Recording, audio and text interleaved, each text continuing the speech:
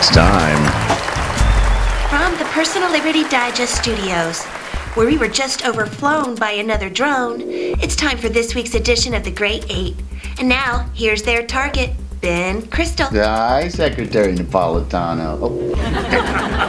President Obama's Labor Department is pushing new rules which would bar kids from working and doing chores on family farms. It's all part of his new electoral plan to lock down the lazy 9-year-old vote. Remember, kids, vote early, vote often, vote Democrat.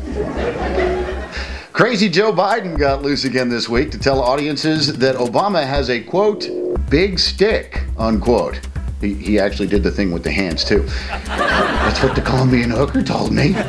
Speaking of Colombian hookers, the White House insists it's, quote, untouched by the Secret Service hooker scandal, which means they're not doing it right. You guys suck at everything. The Democrat so-called Occupy movement is apparently still around, and they're making plans to assault the G8 conference in Chicago next month. Asked why, fleabaggers responded, well, we haven't really murdered, raped, or molested anybody in the Windy City. Can I get my deep dish pizza with extra victim sauce, please? The scandal-plagued Democrat Party faces another problem. North Carolina Democrats may have used taxpayer funds to pay off the alleged victim of the former executive director Jay Parmley's sexual harassment. Well, look on the bright side, guys. At least he didn't give this one AIDS, so it's a win. Tough times for Obama. He was soundly booed during a campaign stop in Boston. It's all part of the Bay State's new Sorry About the Kennedys program. A new bill introduced in Egypt would allow husbands to have sex with their dead wives.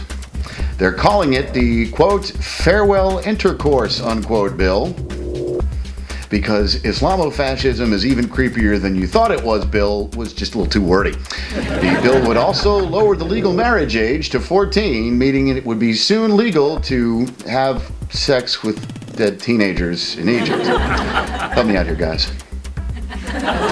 Sometimes they just kind of write themselves, you know? You had sex with a dead teenager? Farewell intercourse. This is 7-year-old Dina Frank. She was subjected to a rough search by Obama's TSA thugs, which ultimately caused her some trauma and caused her family to miss their flight. Why did the TSA single her out?